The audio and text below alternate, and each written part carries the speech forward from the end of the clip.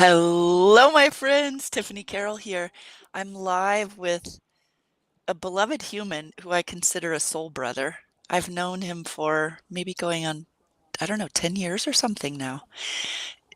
David Lunsford, who Hello. also goes by Emotional Creative. Just before we go any further, I have to hit, oh, shoot. Let's see. I wonder if I can still get it to go live on Instagram. I'm going to see if it will let me do it. Hold on.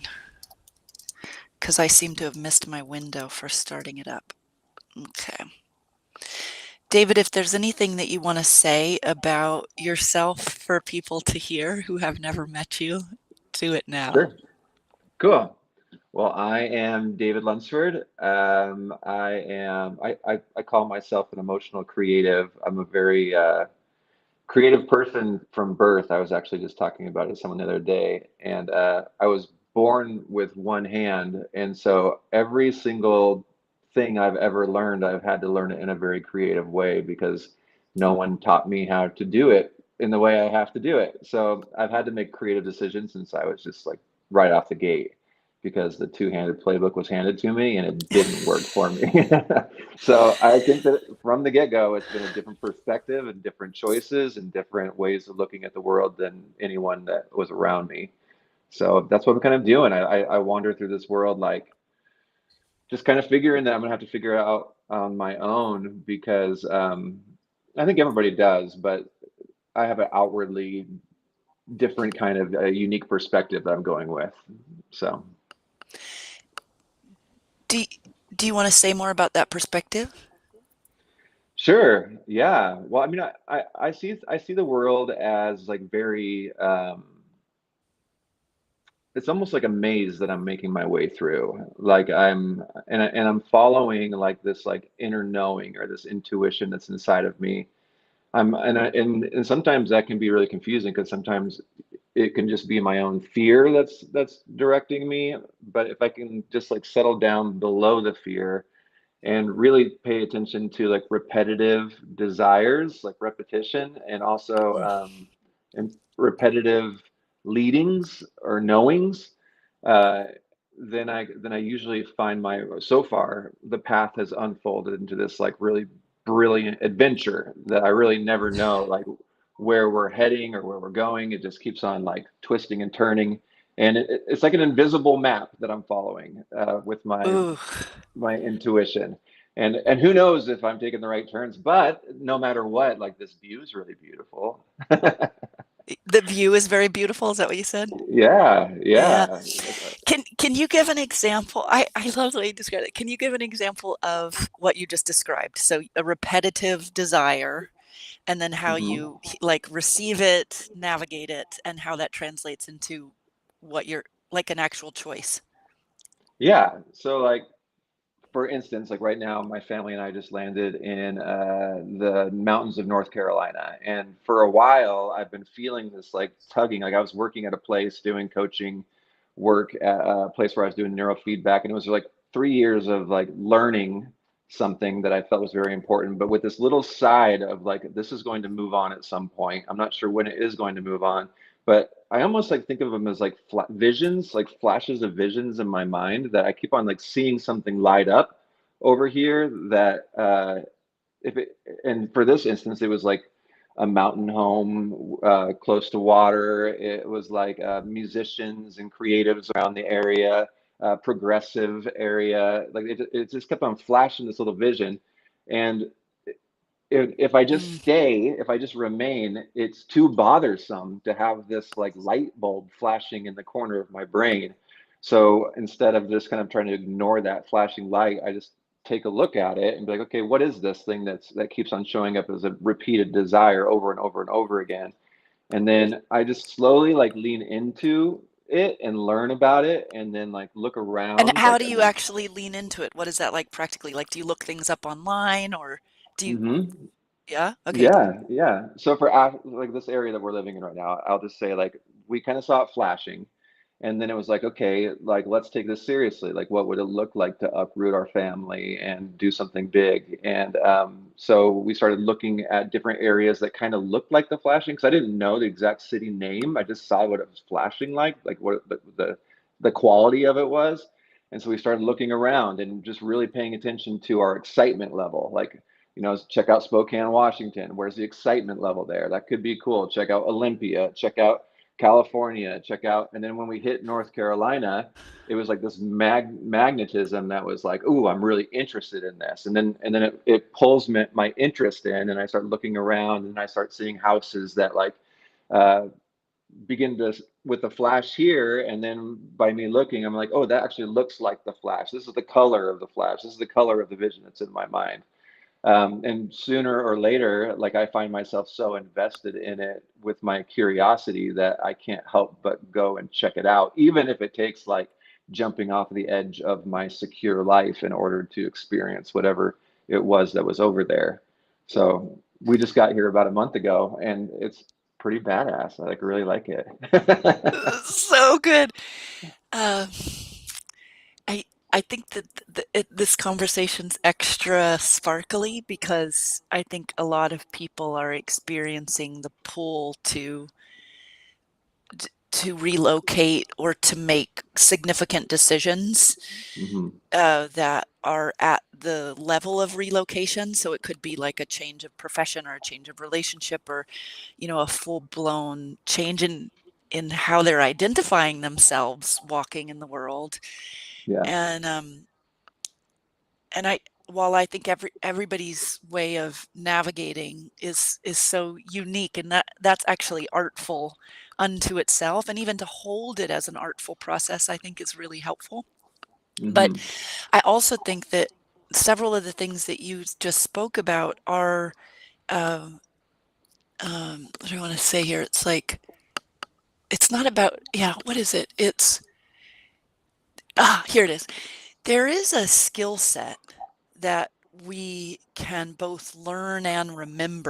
remember that is about navigating in I call it navigating in emergence, or navigating in uncertainty, Hmm. or navigating in transitional times, navigating in times of rapid change, however you want to think about it. It's not, you said it's so cool. It was like you're following an invisible map. Hmm. And this is exactly it. It's like navigating where it's not right out in front of us going, go here, go here, go here.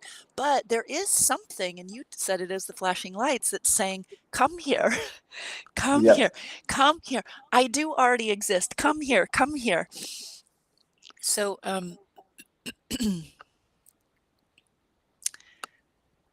don't know. I feel a question for you, but I don't really know what the question is. Does what I just said, did it bring more to the surface for you about describing how Yeah. you navigate?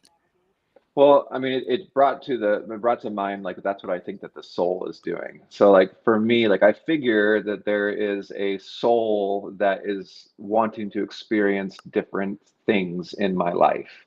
And I don't know the backdrop of the soul. Like I don't know what it's trying to untangle within itself, but it's chosen to live my life to untangle it, or to figure Mhm. out how to hit certain feeling states, or to shed certain things, or work something out. It's working something out behind the scenes.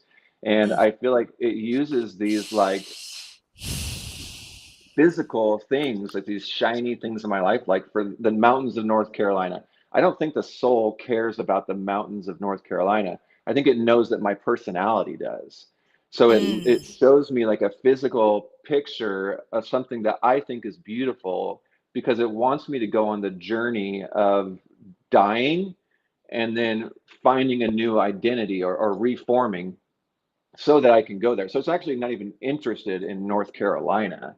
It knows that I am. It holds up pictures of things that it thinks that I will like, and it doesn't even care about me getting it. It just cares about tempting me enough. If I said no to it, it would only make it brighter. It would only flash higher. It would only make the house look better, the river look better, the fishing look better, the whatever it is that like it knows that my personality will just can't help but like leave safety in order to go toward.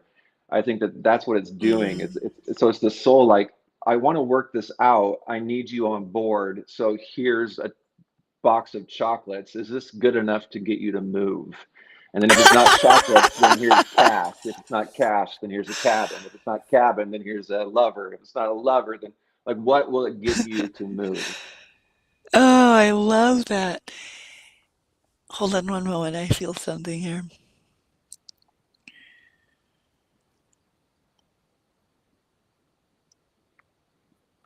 I is this where I want to go?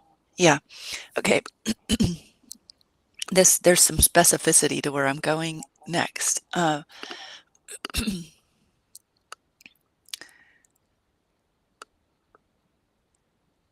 I like the way you described what you just described. It's really cool. And I know one of the things that I've been navigating, because as you know, Rory and I live in pretty adventurous way as well. Hmm. And I call it the anatomy of a calling. This is something I've been sitting with lately too, is what is it like to hear the call? What is the call? And what is it like to answer the call? And that's Hmm. something that's so deeply uh, personal, even though there are similar threads. Like when you answer a call to, when you described your answering of a call to go to the place that you're located now with the flashing pictures and finding sort of the clues, they're coming together, and then you make, it's not like you didn't make decisions. It's not Right. like, I personally don't, you may or may not have the same viewpoint as me, and that's totally fine, but I don't, while maybe perhaps there are a few things that are sort of destined in the way that we think about destiny, I always see that destinies are created in the present. We can Hmm. make certain, we can make anyway, that will take us down a whole other path. But what I really want to say here is that um, flashing things sort of come up in our awareness that are connected to all of Tiffany's sort of what all my life experience has sort of created in me in terms of preference.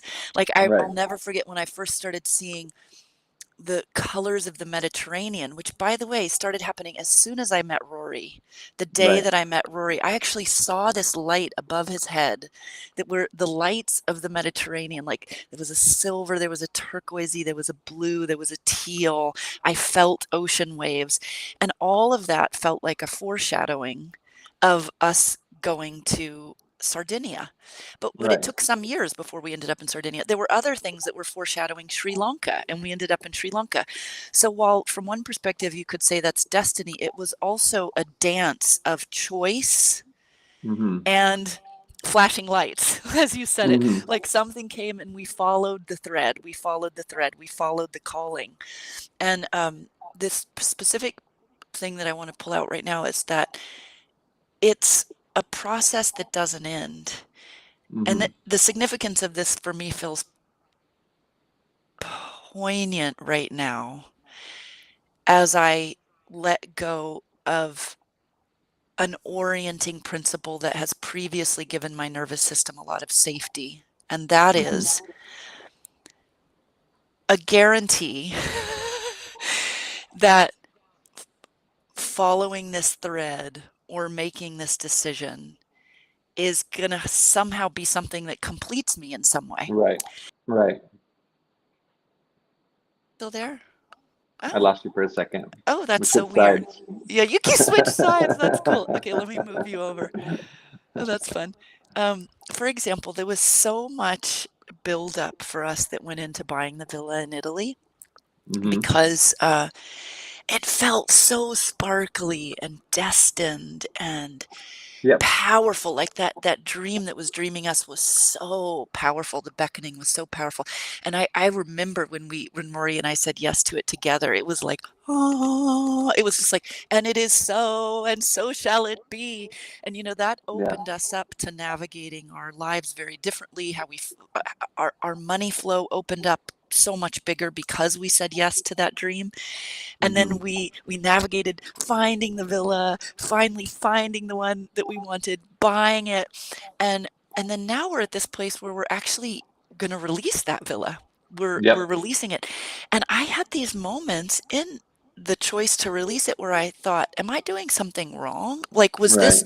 did I get the calling wrong and now we're having to, like, we're being punished because we got it wrong? I mean, there's these old sort of narratives that can Yep. come up because I was actually feeling uncomfortable and there was grief. And um, so all this to say that in this journey of calling and of following these flashy things that are calling us away from the known safety to bring us into something that's going to actually create the next level of curation for our soul. Hmm. It's not about a destination, even as an Right. end point. It's about the embrace of the journey itself and knowing that this calling that's calling us is for now and to Yeah. let it be enough for now.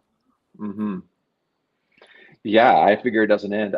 I don't even think it probably ends in this lifetime. Like I think I've been doing this for Hmm. a long time. And Hmm. one a cool part about that, whether it's true or not, like I've even realized that I have dreams and desires for my next life already. Like I went to this school to drop off my kid to do a choir concert, and there was a baseball game, like a youth baseball game going on outside. And I played baseball when I was a kid, but I had this like hard pull, a desire of like, oh my God, I want to be a professional baseball player. But I was 44 years old. Like that doesn't work. And the cool part though, that was because of the way that my mind works and the way that I think about the world, instead of like regret that happened there, because that's what a lot of people do. They'll regret like, oh my, like they'll sit in like the wallowing of it. Like if only I would have done that. My brain went straight to rad. I'm going to cast that desire out, and in case that my next life I'll be a professional baseball player. Like Mm, I've at this point, if a desire hits me, I honor it as like almost like a yes, I will do that if you let it unfold. And the hard part mm, about it, I think, is like I think for me anyway, I grew up with a programming that shamed my own desires. So mm, it was a lot of work to even consider my desire good.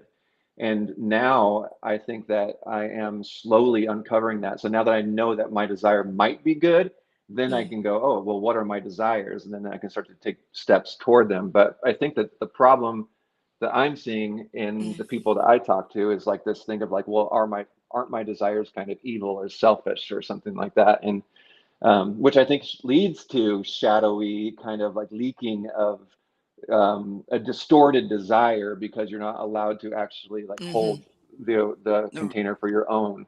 Um, mhm. yeah. So true. So true. Hmm. Mm. I don't totally know what this question is, but I can feel it sort of forming underneath my uh, underneath.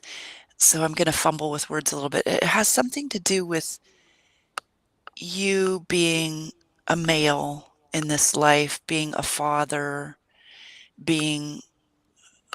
Can we also say you're a husband? Are you and Sonny Hmm. are married, right? Is a husband? So you're a husband. You're a father. Hmm. You're in a male body, and uh, somehow how this connects to desire, and you're navigating letting yourself sort of want what you want with all of the stuff that comes up around maybe perhaps conditioning around these roles, who you should or Hmm. shouldn't be. Uh, this is a huge topic, I know, but it just feels important to touch on right now, and maybe it can be something that we pick up on next week. Hmm. What is your question? It's anything around that what I just described, desire in relationship to those particular roles and identifications that you have in this life. Hmm. Yeah, it's interesting being a man and having desire and having I mean, it kind of shoots all over the place. Like it shoots in probably the karmic path of a man, like where it's like there's like certain like bringing the meat home to the family. There is like multiplying the family. There's like sex drive. I feel like there's some. I feel like in a lot of ways, like desire can stretch me in a million different directions. And if I let it, like, that's why I really think it's important to pay attention to repetitive desires, because I have desires that are just built into my body that are shooting off, and it's very hard to tell which one is important if I just always pay attention to the magnetism of the desire pulling me apart. So Mm. I really try to take time to, like, okay, like, one, it's like, what are the hottest ones? What are the hottest burning coals of desire that I'm experiencing? Because I have a million desires, but if I run at all of them, my energy lessens, like my magnetism gets weaker. It doesn't, because it can't pull in everything at once. But if I can pay attention to what the repeating desire is, and then when it's repeating so brilliantly that it grabs so much of it. And right now I think I have like two or three, like, repeating desires that I'm like, okay, I want these things to come true. And so if I dilute my magnetism by just going for, like, I also want a root beer today, like, that's a desire too. But how do I, like, really try to focus and hone in on these, like, thick chords of what I think would be like the most important ones to walk toward with the time I have in this life? Mm. I just, like, for my own satisfaction in my mind, because you said root beer, is it that you feel like saying yes to having a root beer would dilute your magnetism? Is Not that? really. I think I'm just showing that, like, there's, like, a lot of things that we want, uh or and you could correct me. I think you're really good at these kind of things of, like, letting yourself have everything that you want.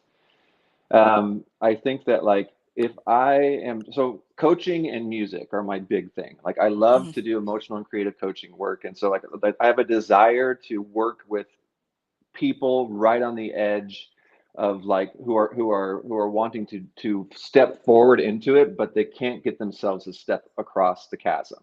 I Yeah. want to work with those people. And then I have this, like, vision of, like, a black shiny tour bus with, like, things underneath, like where I load my keyboard in. I load my, like, my kids are in there doing their stuff, Sonny's in there doing their stuff, and these things are really big. And then if I have, like, a desire, the offshoots of, like, that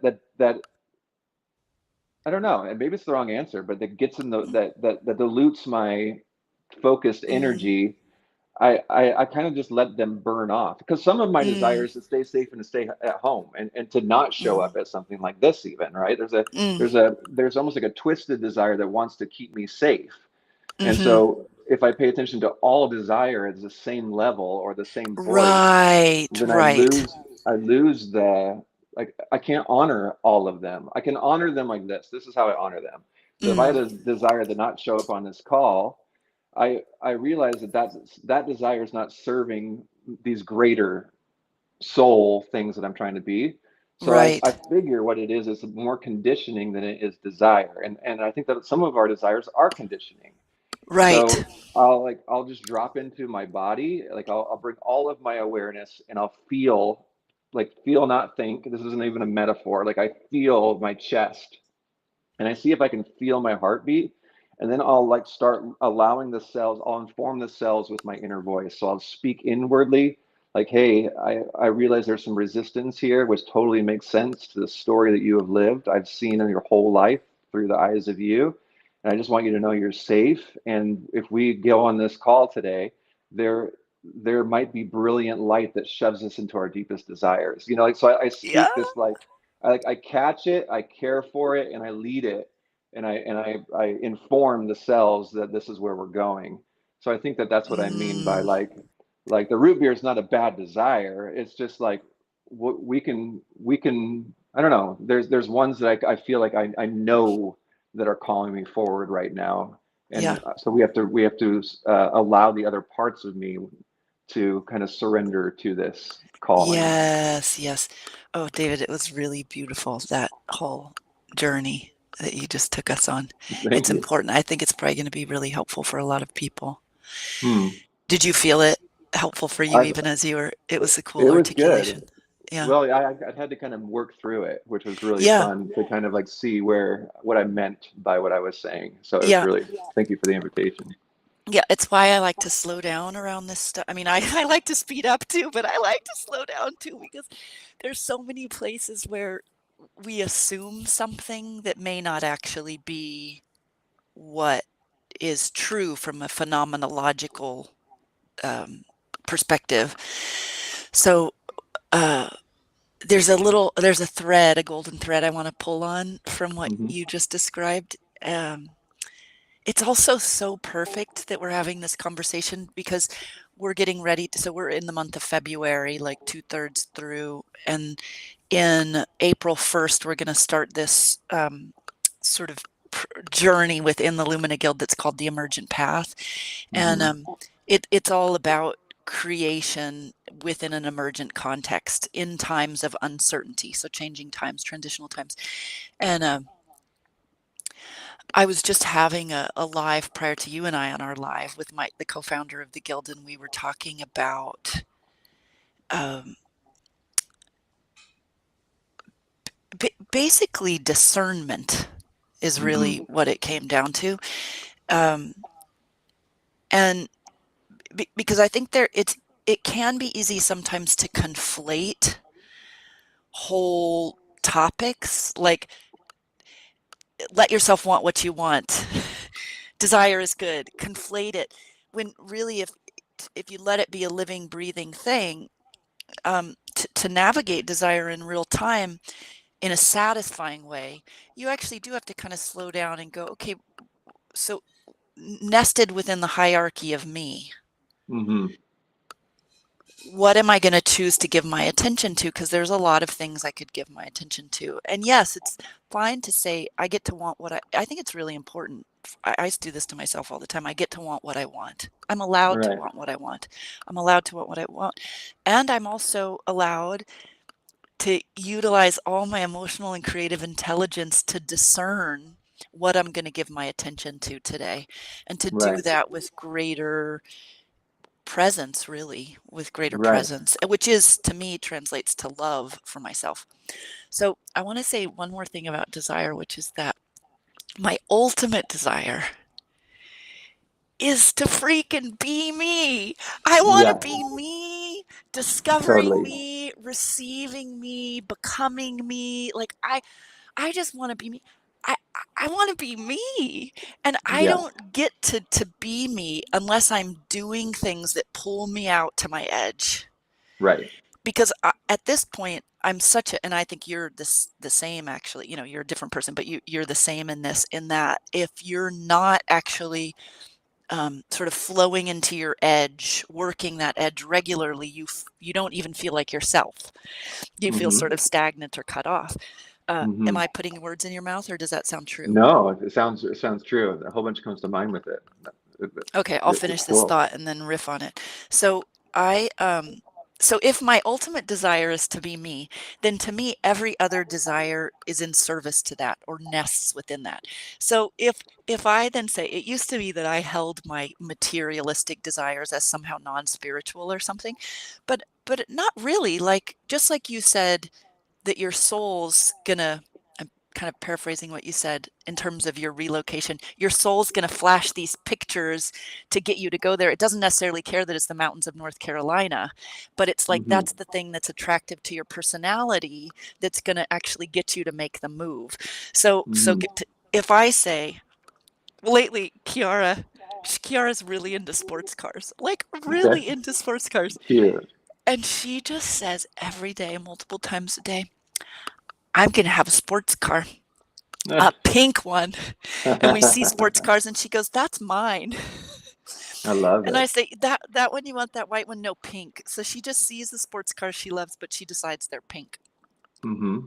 So I feel this desire humming inside of me to have a freaking awesome sports car, like to I actually love it. own an awesome Yeah. sports car.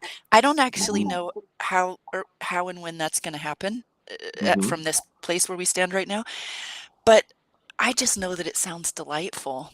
Yeah. And it's there, and I just know that it will happen at the time that it's going to happen, and it's going to be so much fun, the whole journey of it happening. So that's an example of a desire that's materialistic, and it's connected to so much more than I can possibly fathom with my mind in relationship to the enrichment of my soul and of Hmm. Tiffany getting to be Tiffany in this life. Do you see what I mean? It's part of Yep. it. Yep. Yeah.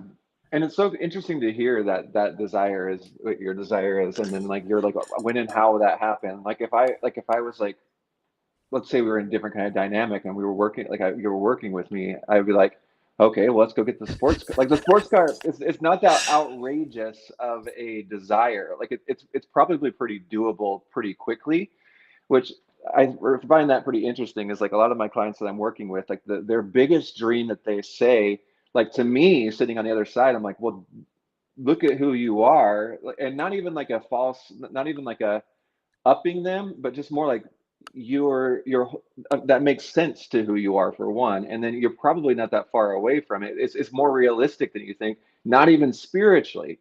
Like it's like, well, cool, I can Right. help you get on a website real quick and we could go look at some sports cars, and I bet you that we could find one that's within the price that you could actually probably fucking do right now.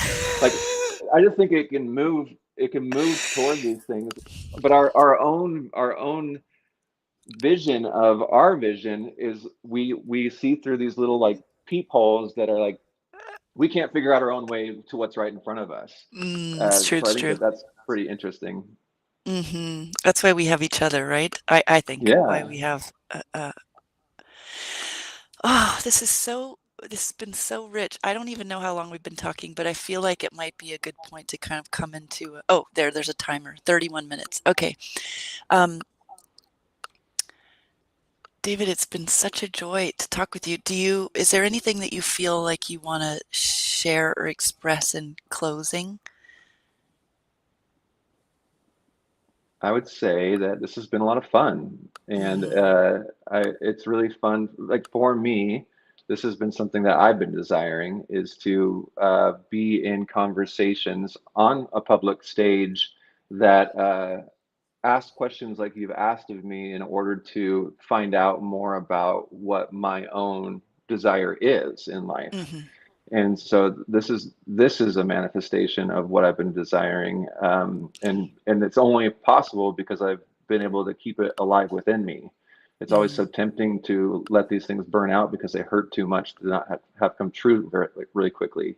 But I Mm. feel very grateful for you, and also grateful for the past me that didn't kill a desire like this, so I could have this experience with you.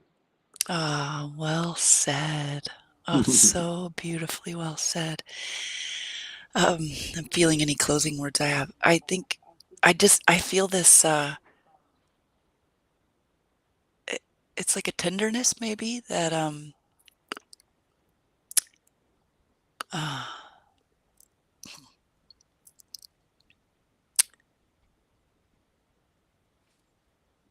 yeah, for anybody that's listening, that particularly those last words that you spoke about desire, that if you didn't get it, if you didn't have it come, it can be painful to want Hmm. something when you've wanted things for a long time, or other things that haven't come true yet, or you haven't experienced Hmm. yet.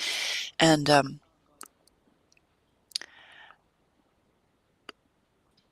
let it transmute, baby. Just let it burn Yeah, off, let because it burn. let it burn, because now's a new moment. We're in a different world, in a different time, and in my whole history in this body, there's never been a better time to be yourself, to show up, to let yourself want what you want, and then see what shows up. Like, see what gathers around you, the Hmm. resources, the people, the right word at the right time, the flashing light that's getting your attention. Like, just play in it.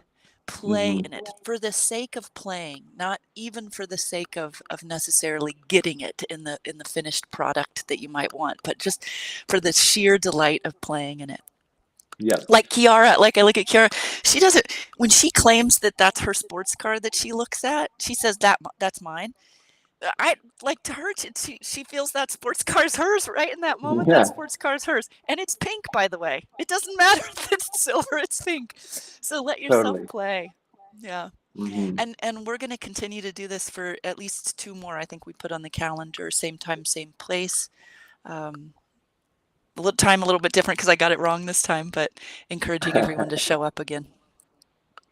David, say how people can get in touch with you if they want to.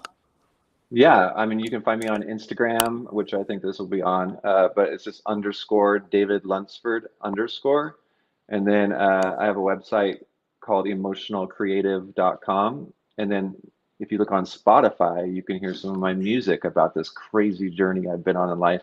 And that's just under the artist David Lunsford. That's perfect. And this one I don't think ended up recording on Instagram, so I'll take the YouTube and put it on Instagram, and I'll do a collaboration with you. Okay, Cool. everyone, bye. Stay on for 1 sec, David, while I end this stream. Sounds good.